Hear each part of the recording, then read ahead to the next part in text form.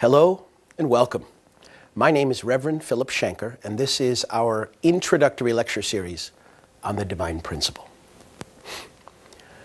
In our earlier presentations, we covered a vast number of topics and thousands of years of human history, beginning from the clear blueprint of the principle of creation, God's purpose for human beings and the whole of creation. Then through a deep insight into the human fall, how the contradiction arose in human beings, and the tradition of false love that's been passed on to successive generations.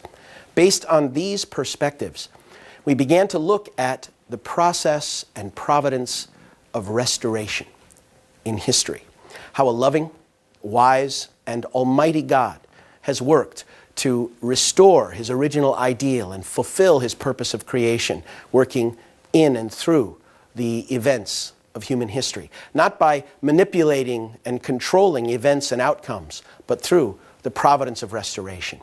We saw the integral role of human responsibility in the same way as our first human ancestors disobeyed God's commandment. Likewise, when God calls a chosen central figure in history and raises that person to fulfill a particular responsibility, if that chosen person or family or nation accomplishes their responsibility, then God's will is achieved and history moves closer to the fulfillment of the purpose of creation.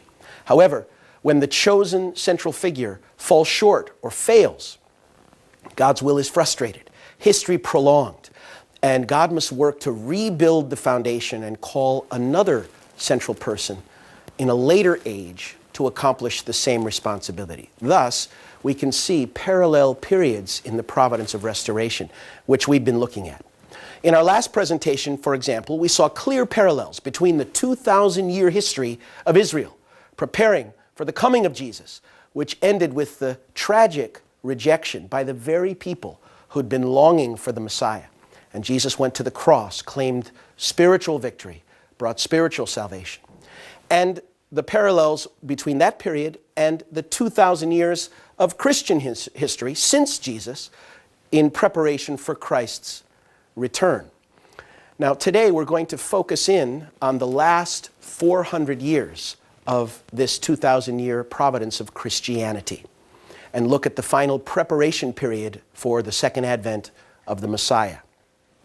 Now, since Christianity has the central responsibility to prepare the foundation for Christ's return, then we've been looking at that particular history, and particularly in recent years in European and later American history. Now, particularly today, we're going to be looking at ideological perspectives and philosophies and religious interpretations and their connection with economic and political and social events in the history of Christian civilization, primarily in Europe. For those of you unfamiliar with these topics or this history, I urge you not to be bored or disinterested, but rather consider this an introduction to these histories that still can provide for us new insight into the parallels, the process, and the providence of restoration. So let's begin.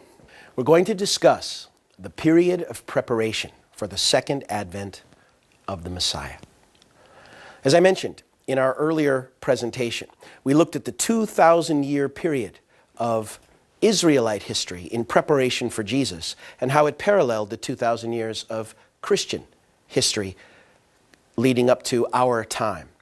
The Old Testament age consisted of 400 years of slavery in Egypt, 400 years of tribal leadership under the judges, 120 years of a united kingdom under Saul, David, and Solomon, followed by 400 years of divided kingdoms of north and south, then a 210-year period of Babylonian captivity, exile, and return, then beginning from Malachi, Ezra, and Nehemiah, the final 400-year period leading up to the coming of Jesus.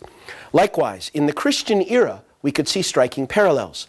The 400 years of persecution in Rome, which culminated in 392 when the Emperor of Rome, Theodosius, made Christianity the Roman religion. Then a 400-year period of regional church leadership under the patriarchs, which ended with the crowning of Charlemagne in 800 AD on Christmas Day.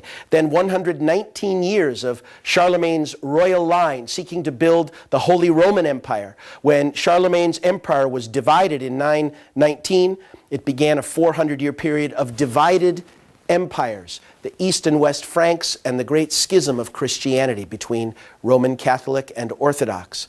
Then a 210-year period of papal exile and return, followed by, beginning from Martin Luther's Reformation, a 400-year period of preparation leading to the threshold of the 20th century, the end of World War I, and the establishment of the communist revolution. So we're going to look at this 400-year period in closer detail and understand its meaning and how God has been working providentially to prepare the foundation for the accomplishment of his purpose of creation through the building of a foundation, global foundation for the Messiah through Christianity. This period of preparation for the second advent of the Messiah was the 400-year period from the Protestant Reformation in 1517 until the end of World War I in 1918. Now, with respect to God's providence of restoration, we can divide this era into three distinct periods. First, the period of the Reformation, when two movements arose, both seeking to recapture the traditions of Western civilization. One was a cultural movement, the Renaissance; the other, a more spiritual movement, the Reformation. They worked together to break down the dogmatic control of the medieval church and to undermine the corrupt feudal society of the medieval period. The second period of this 400 years was a period of religious and ideological conflicts, where through these two movements, Renaissance and Reformation, which undermined the dogmatic control of the church, now there was a freedom of thought and interpretations of the Bible, and new philosophies developed reflecting these two movements. And these different ways of looking at life and evaluating what was true inevitably came into conflict. The third period is the period of maturation of politics, economy, and ideology, when these two movements matured into ideological movements that developed hardened political and economic systems. Let's look first at the period of the Reformation, from 1517 till 1648. This 130-year period of the Reformation began in 1517, when Martin Luther initiated the Protestant Reformation in Germany, and it lasted until the wars of religion were settled by the Treaty of Westphalia at the end of the 30 Years' War in 1648. Let's consider the background that gave rise to this period, when God's providence through medieval society was not fulfilled. And remember that God wanted to realize unity between the kings and the popes during this Christian era. That unity and a united Christian tradition around them would have been a foundation of substance for the Messiah. However, the kings fell into corruption, and ultimately even papal Christianity failed and became corrupt. Therefore, the direction of God's work and providential history shifted to establish anew the foundation for the returning Christ through the Renaissance and Reformation, these two movements. In the late Middle Ages, people's original minds were repressed, their free development blocked by the social environment, the corrupt and oppressive environment of feudalism, and the secularization and corruption of the Roman Church. Medieval Europeans were prompted by the impulses of their innermost hearts to break down their oppressive social environment and open the way for the restoration of their own original nature, to express themselves fully and freely.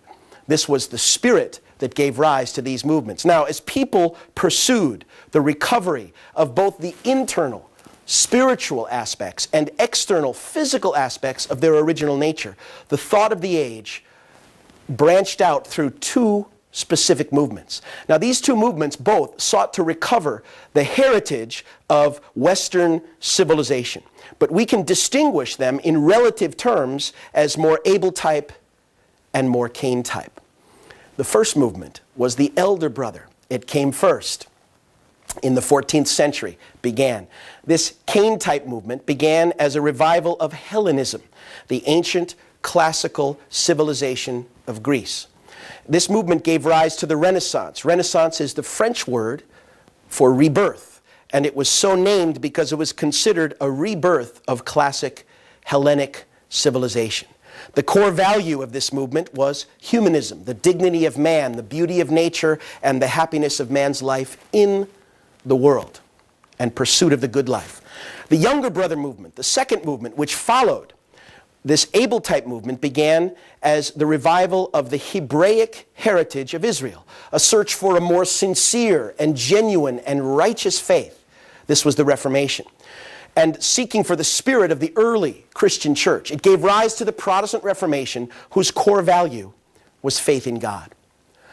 Large numbers of Europeans were serfs. They labored 6 days a week for the wealth of their feudal masters and lords.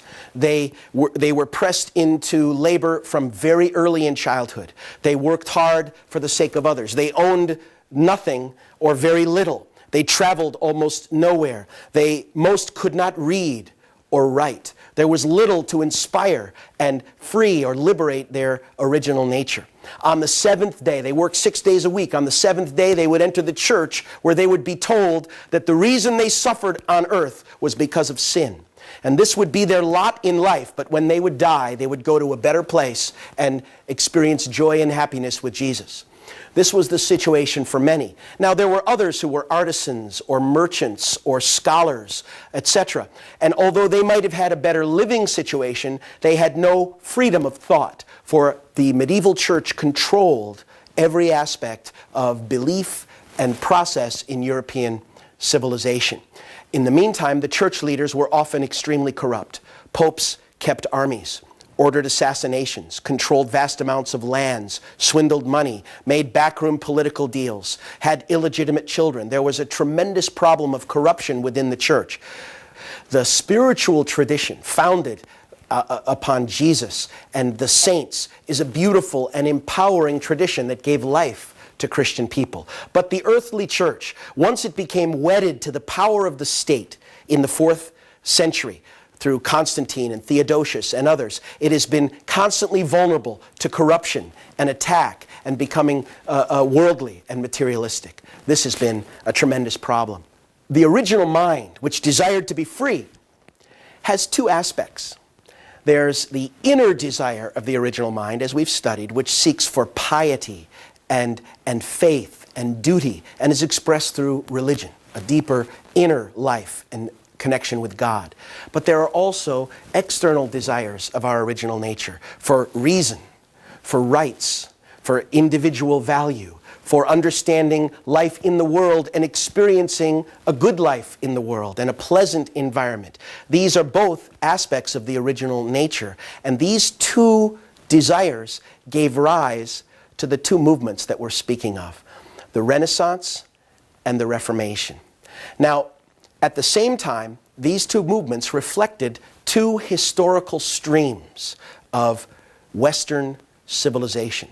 The Hellenic, based on the civilization of Greece, and the Hebraic, based on the civilization of Judaism. Before we go forward to explain these 400 years, just a word about these two civilizations. The Hebraic civilization of ancient Israel was definitely a God-centered civilization. This humble people, living in a desert homeland, having very little externally, suffered and struggled much and looked toward Almighty God as their deliverer and their hope. With little external development, their inner tradition formed much of their value in life. And they longed for the Messiah who would liberate them. God was a righteous, almighty, and just God. And man's responsibility was to make himself in the image and likeness of God. Truly a more theistic, internal, and God-centered culture. However, the other important aspect of Western civilization that came from Hellenic Greek civilization was in some ways quite different. The Greeks were more cynical. They were focused less on the other world and the next life and more focused on happiness and fulfillment in this life. Greek gods, if you study Greek mythology, were often jealous and deceitful and rebellious and competitive and manipulating the events on earth through people to fulfill their own selfish goals. In many ways, the Greek image of gods were in the image of fallen people. So as a result, Greek culture focused less on the divine and more on the dignity, beauty, and divinity in man. Greek art idealized the human form and created great beauty.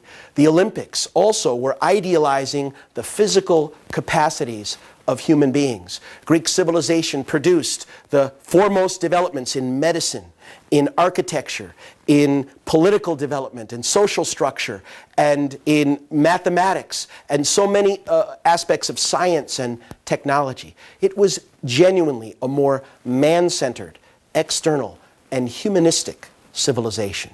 These two streams also gave rise to these two movements that led to the last 400 years. Let's take a look. Let's first look at the Renaissance and how it arose. The Renaissance grew out of the external pursuit of man's original nature, reason, and relationship with the external truths of the environment and the world. This movement to revive the ancient heritage of Hellenism caught fire. Renaissance humanism thus rose to prominence. The Renaissance came to life in 14th century Italy, which was the center to study classical Hellenic heritage. Actually, the Crusaders in the Middle Ages had brought back from the Middle East ancient Greek classic art treasures, and this stimulated a movement of culture. It was originally a cultural movement in art, in music, in opera, and focused on the beauty of life in the world and sought to recapture this spirit. Though it began as a movement imitating the thought and life of ancient Greece and Rome, it soon developed into a wider movement to encompass every aspect of society. It created a genuine movement for social and scientific and cultural change. In fact, the Renaissance became the external driving force for the construction of the modern world, the pursuit of the good life, the desire for understanding of our environment, the appreciation of the beauty of nature and the dignity of man and the worth of the individual. All of these gave rise to the political, scientific, technological, and social development that has shaped our modern world, beginning from Western Christian civilization. Now let's look at the Reformation, its companion movement. As medieval Europeans sought to realize the external aspirations of their original nature, they also began to pursue its repressed internal aspirations. The Renaissance had opened the way for reform. There had been earlier efforts to reform the church in the 13th and 14th centuries. Men like John Wycliffe, who challenged the church, which wouldn't allow the Bible to be read by the average parishioner and kept it in traditional remote languages. He translated the Bible, proposed for it to be spread and made available to everyone. Wycliffe was shunned, and 30 years after he died, his body, at the direction of the church, his body was dug up and burned at the stake, and he was excommunicated. Jan Hus, a reformer who followed Wycliffe, also sought to create reform, but was excommunicated and burned at the stake. But now, with the rise of science and the development of the Renaissance, the dogmatic control of the church was now being undermined. Galileo and Copernicus had shown that the earth was round, not flat, that the earth went around the sun and not vice versa. The church, which had opposed this, and with this newfound freedom, the movement for reform could catch on. So the reformers called for the revival of the early spirit of Christianity, when believers zealously lived for the will of God, guided by the words of Jesus and the apostles. The spark that brought this movement was to raise funds to build St. Peter's Basilica in Rome. The Pope began selling indulgences, which church doctrine affirmed would remit the penalty for sin in the next life. In other words, if I made a donation, I would receive a signed document that guaranteed that I or a loved one would have less time suffering in purgatory as a result of my offering. When this indulgence was proclaimed in Germany in 1517, a movement to protest its abuse ignited a fuse which exploded in the Protestant Reformation under the leadership of Martin Luther. Luther had translated the Bible into his native German and made it available. Luther now analyzed 95 points where the church doctrine was going against and contradicting the Scripture. He put these together in his 95 theses. He tacked them on the door of a church in his native Wittenberg, and he said, "Here I stand, I can do no other." As a result, the flames of Reformation grew strong and soon spread to Switzerland and France and England and Scotland and the Netherlands with all of these many other reformers. Now, as Protestantism arose, it was opposed by traditional Catholic powers, churches, and governments. And so wars resulted, and the wars of religion, which swirled around the Protestant movements, continued for more than 100 years until 1648, when the Treaty of Westphalia ended the 30 Years' War. So together, these two movements had worked together. One, a cultural movement, the Renaissance, and another, a spiritual movement. They had worked together to break down the dogmatic control and the corrupt institution of the medieval church and feudal society. Now, both of these movements were reactions against this medieval period. However, you can see that the elder brother, the Renaissance, one of them, was moving away from God, away from the tradition of faith, and searching for the meaning of life in the world and centered on human beings and the good life. Whereas the Reformation was searching for a deeper, truer, more authentic faith and a personal experience with God. Let's continue. The period of religious and ideological conflict is next. This period of religious and ideological conflicts refers to the next 140 years, which began with the secure establishment of Protestantism through the end of the 30 Years' War and ended with the French Revolution in 1789. Now, as modern people continued to pursue through these two movements their internal and external desires of the original nature, they could not avoid divisions in theology and disputes among philosophies arising from the newfound freedom of faith and thought. The Renaissance and Reformation together had successfully undermined the authority of the medieval church. Now, in that free environment, in new interpretations of the Bible, differing philosophies, and contrasting perspectives, reflecting these two views of life, arose and came into conflict. As we see this development, we can see that Cain-type and Abel-type views of life developed during this period. Let's consider the Cain-type, more external and worldly view that arose out of the Renaissance. The pursuit of the external aspects of the original nature, as we've discussed, first aroused a movement to revive ancient Hellenism and gave birth to the humanism that was expressed in the Renaissance.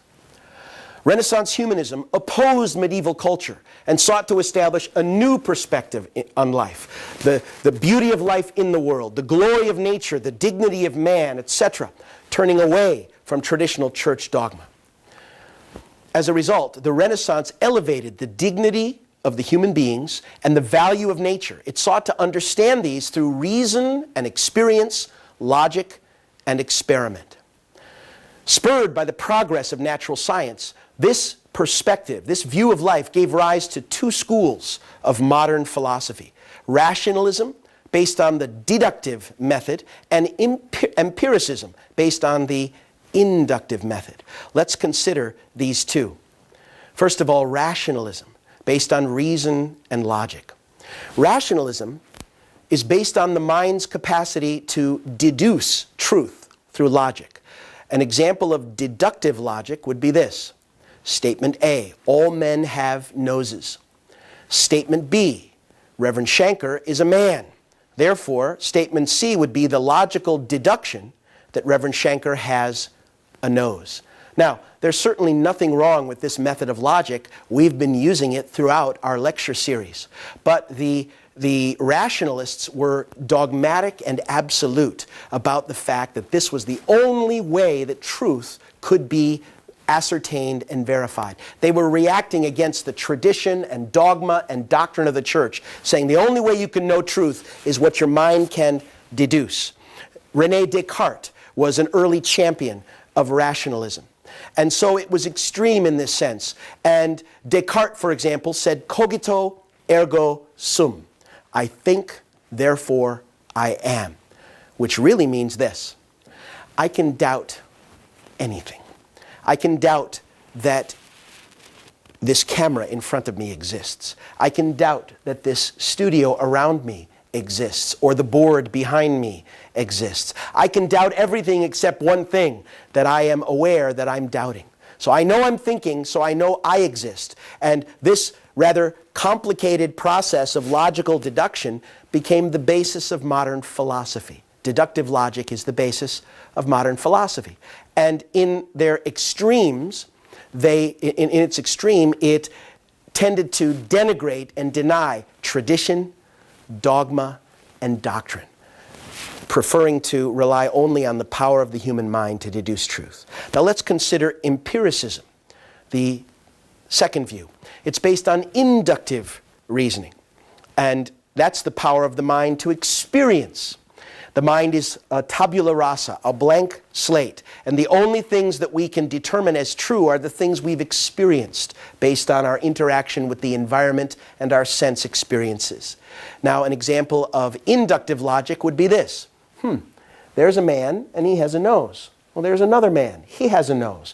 Man number 3 has a nose. Eventually, I come to the conclusion that all men have noses. Based on what? Experiment and experience. Now, obviously, inductive reasoning is the basis of modern science and experimentation. And its early champions were men like Francis Bacon and John Locke. Now, there's certainly nothing wrong with examples and experience to prove a point. We've been doing that from the beginning of our lecture series. But in the extreme, the empiricists were reacting against the mysticism of the church and its spiritual authority. And so they tended to denigrate anything that was not ascertained by the mind's own experience and sense impressions. So they tended to deny revelation, mystical experiences, intuition and inspiration and insight. And anything that couldn't be ascertained by experience was not important. So God became not so important. Spirituality became not so important because it couldn't be experienced by the senses. Now, the Renaissance launched these two currents of thought which were rooted in humanism. So as a result, instead of facilitating the internal inclination to see God, this gave birth to a view of life that encouraged people to follow only more worldly, material, external, sensory pursuits. Therefore, this blocked their path to God, led them toward a more materialistic, external, and ultimately self-centered existence in the realm dominated by Satan. For this reason, we refer to it as a Cain-type view of life. Now, this Cain-type view broke down the truths that were enshrined by history, tradition, and church authority. People's energies now were more narrowly directed toward the good life, life in the world, and improving it and experiencing it, toward the practical life. This basic perspective was the ideology of the Enlightenment, which developed out of these two trends of empiricism and rationalism. The Enlightenment was a burst of new philosophical insight based on the human mind's ability to deduce truth, centered on the human capacity to figure out the truth all by ourselves. Some examples of Enlightenment philosophy would be atheism. If I can figure out everything by science, and if it's all based on what I experience and my logic, then I don't need God to explain the mysteries of life. But also deism, which from Lord Herbert in England and others, which recognized that obviously this magnificent universe had to have been designed and created But whoever did that must be gone, because there's no personal God interacting with human life or history. Another example was materialism, another Enlightenment philosophy. Men like Ludwig Feuerbach. Man is nothing more than an animal, descended from an evolutionary process. And all of his thinking and inspirations and ideas and joy and laughter are just electrochemical impulses in the brain. And our memories and our beliefs are just our interaction with our external environment. Man is nothing more than an animal, and anything spiritual is a product of matter. Now, arising out of this perspective came a number of other philosophical movements that led ultimately right into the 20th century. For example, existentialism. If we are the product of evolution, life is an accident. If there's no transcendent ideals and no God, then life has no meaning other than the meaning you give it. So embrace the world, enjoy life, have a tremendous experience, for you are the one who determines its value and worth. Now, that influenced many artists and writers like Hemingway and Faulkner and others in the Western world. But ultimately it led to despair and confusion and spiritual crisis in the lives of many of its strongest proponents. Out of materialism, the movements in psychology were impacted. Men like Freud, who said we are animals, and it's our animal impulses that really define who we are under the thin veneer of culture and civilization. Skinner and behavioralism said that human beings can be taught to act and react by stimulus and response in the same way as you would train an animal, because after all, human beings are only animals. Now, in the political sphere, the Kane-type view of life, which budded after the Renaissance and grew through the Enlightenment into atheism and materialism, matured into the godless ideology of Marxist communism. Karl Marx and Friedrich Engels took the materialism of Feuerbach and took an idealistic philosophers from George Hegel, the idea of the dialectic, and turned it on its head, developed a philosophy that justified violent revolution and class struggle, and denied the spirituality of human beings, and saw God and religion as a tool of the rich to oppress the lower classes, and made the foundation for the development of Marxism and communism. Now, let's consider the development of the Abel-type view of life during this period. In fact, the original nature not only pursues external values, it also seeks internal values. Many modernists have made the mistake of believing that science and philosophy and technology are determining the modern world, and religion belongs in the past, the era of mysticism and superstition and dogma and blind belief to answer questions we couldn't figure out. And now that we have science and modernism, we don't need those antiquated belief systems. But in fact, we'll see that this period included also many spiritual renewals and a second reformation and a great awakening, and that there's an irrepressible desire in human beings, in modern human beings, to understand the meaning and value and purpose of life, which can't be answered by science. Science can only tell us how. It can never tell us why. Marx was convinced that the development of science would eventually put religion in the dustbin, in the garbage can of history, as science would show all the answers to all the external problems and a perfect material universe. But in fact, 20th century science undermined Marx's materialistic view. Einstein's theory of relativity and quantum mechanics and the awareness of geneticists that every human being living on Earth is related, has a common ancestry, and the Big Bang Theory and its metaphysical suggestions, what it suggests metaphysically about life, all of these lend themselves to a more spiritual view and more harmony between science and religion. Einstein felt it was impossible to look at the elegance and the order and the beauty of the universe and not recognize the hand of a creator. Einstein felt that science was a surer path to God than religion. So let's look at how this internal, more Abel-type view of life developed in this modern era. As medieval people were prompted by their original nature to pursue internal values, a movement arose to revive Hebraism, which, as we've learned, bore fruit in the Protestant Reformation. The Reformation spawned a variety of dogmas, doctrines, interpretations, denominations, religious teachings, and philosophies which developed a multi-dimensional view of life, all of them seeking to realize the God-given original nature of human beings.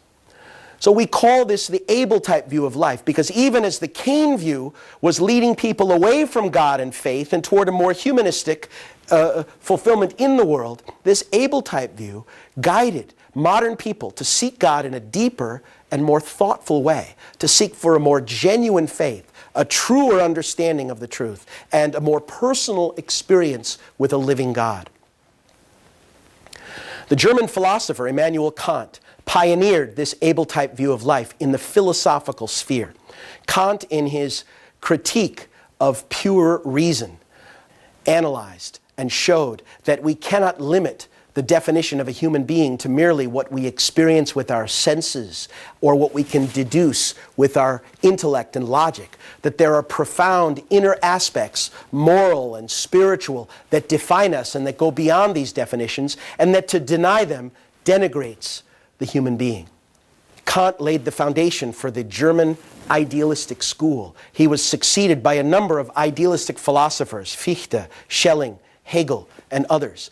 All of them affirmed that the teleological view of the universe, that life seems to be purposeful, that there's direction and purpose and order, and they all recognize that human history is moving in a direction, guided by an absolute spirit. Their idealistic perspective, which said that idea and value and purpose was first, and material followed, it laid the foundation for affirming the existence of God and the spirituality of the human being.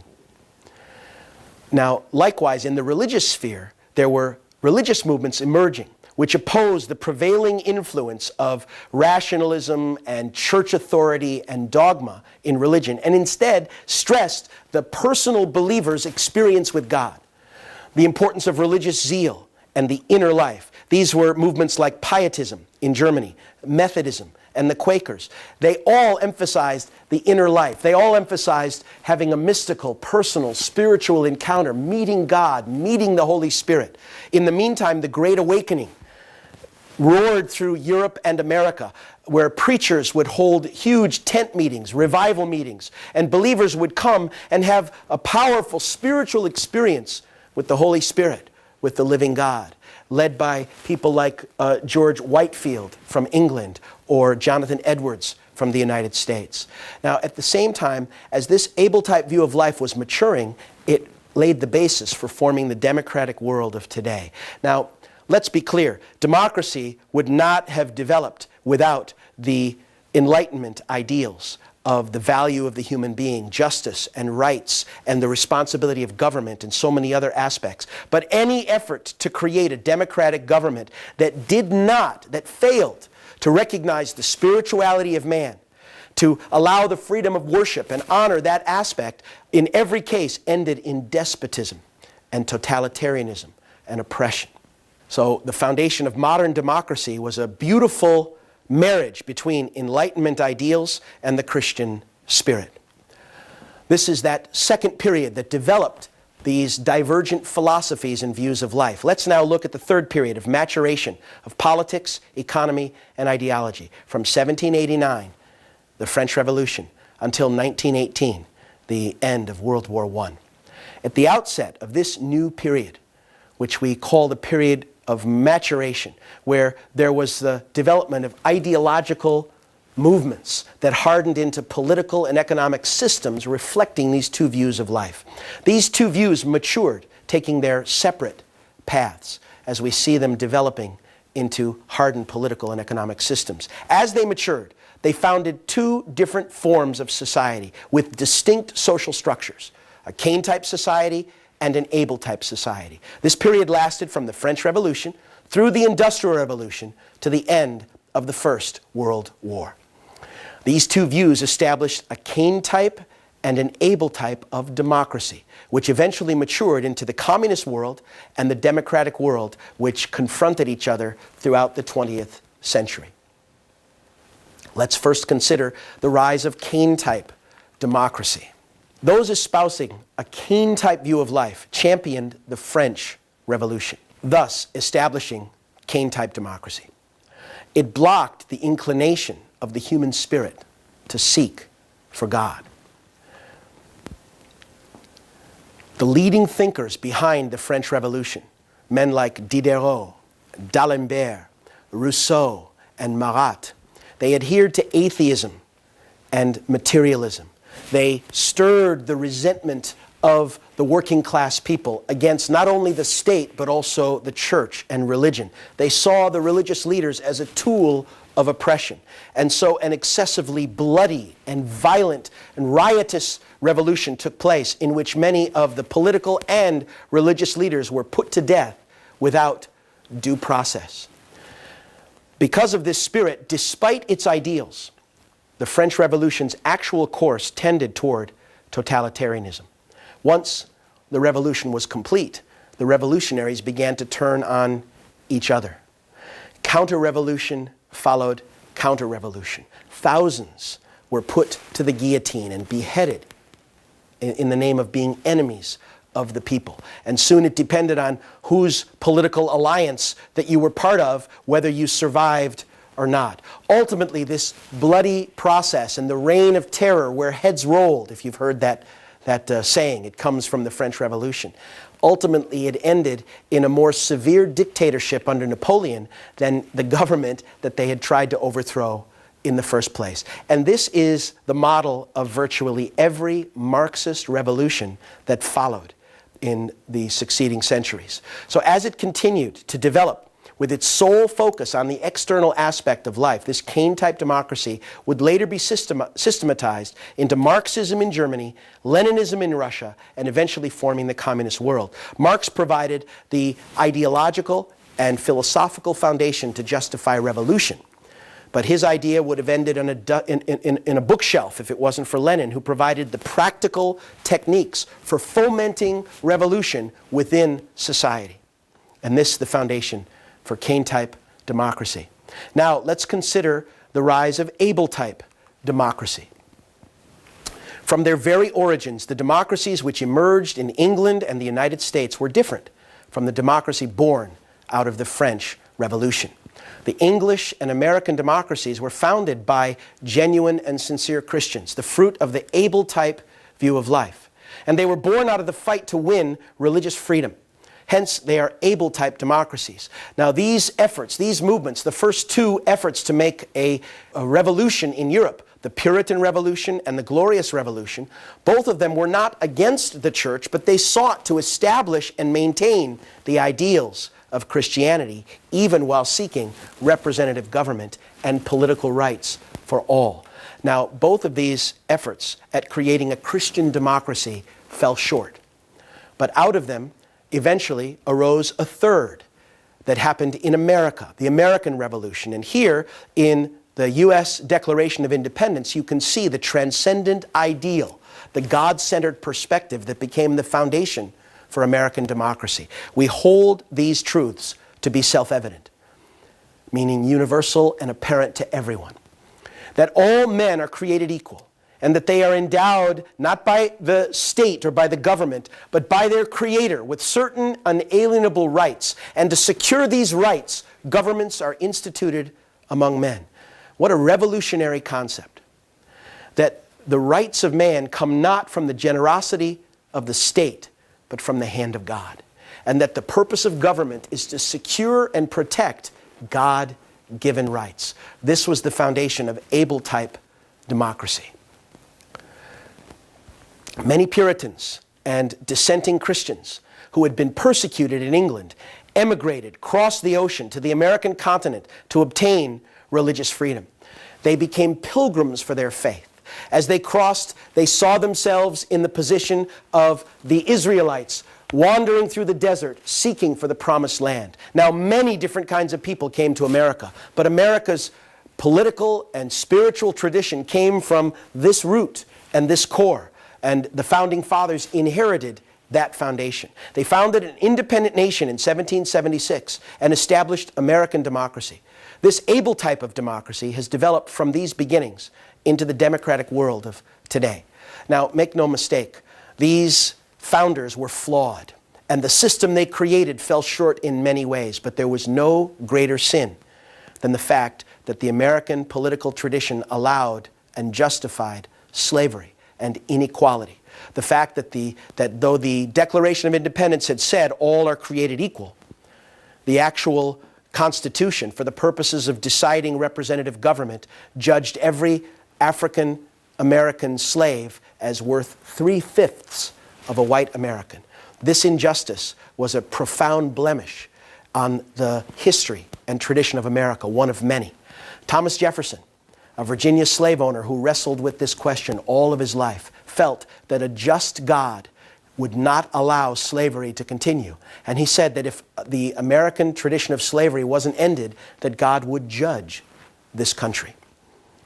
Just 80 years later, Abraham Lincoln, in his second inaugural address, suggested that that was the reason why the Civil War had arisen, as a condition of indemnity, to use the principal term, a payment in blood, a payment in sacrifice for the injustice of slavery.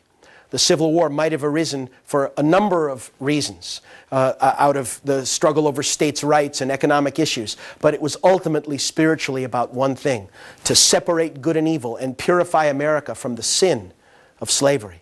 Like Israel of old that was divided, like Abraham's offering that had to be separated, America too became divided over this issue as a condition to purify this country.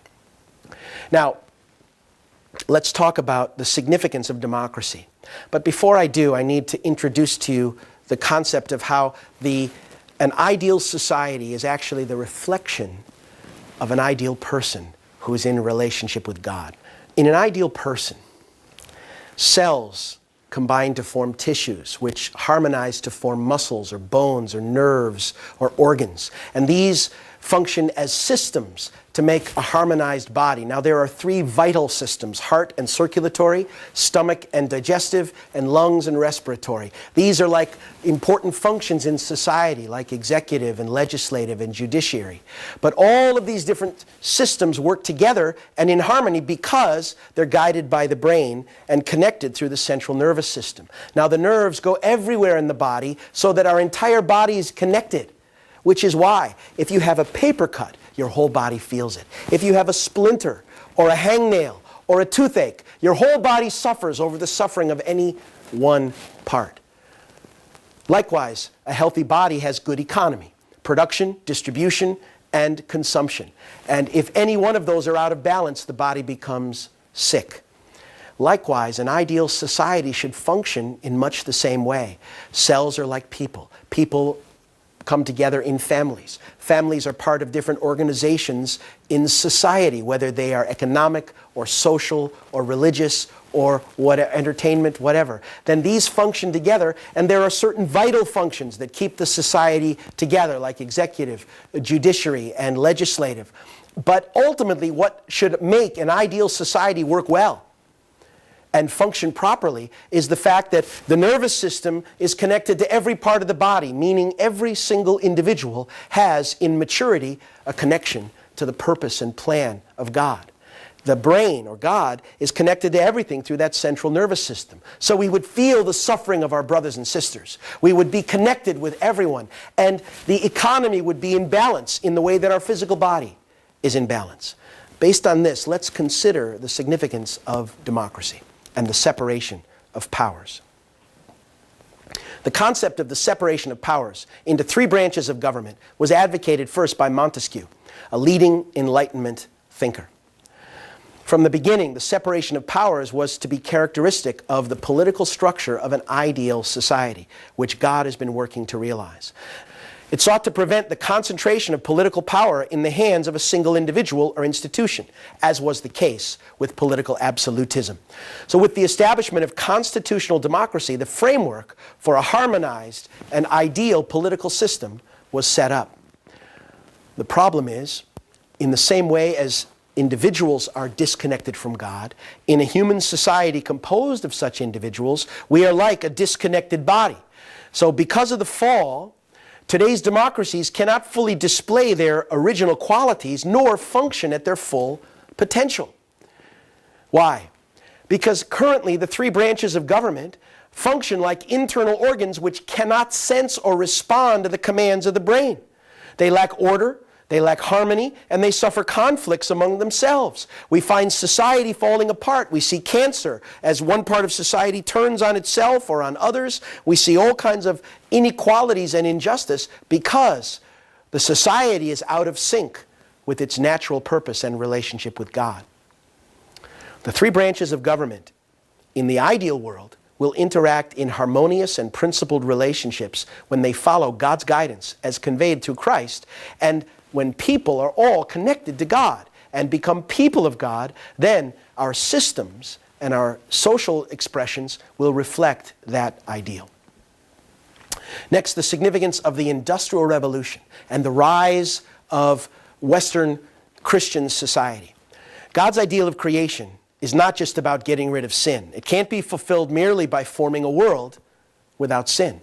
Also, God blessed human beings to have dominion over the universe. We are meant to live a joyful life. We are to seek for the hidden laws of nature and advance science and technology, harness the power of nature, and utilize it for the benefit of society, to create a pleasant living environment, not for a few, but for everyone. So that's the external purpose, external goal. Now, the Industrial Revolution had this purpose. We can understand that the Industrial Revolution, which began in England, arose out of God's providence to restore a living environment that was suitable for the ideal world. Industrial Revolution served an internal purpose as well. It opened up vast territory for the propagation of the gospel. Accordingly, this Industrial Revolution in England contributed to both the internal and external aspects of the providence of restoration. Let's look at that a little more closely and consider the rise of the great powers. Following the Industrial Revolution, spurred by the rapid progress of science, industrialization created economies that were characterized by overproduction. The great powers of Europe felt an urgent need to pioneer new lands, both as markets for their products and as sources of raw materials for their factories. These countries grew strong as they competed with each other for colonies.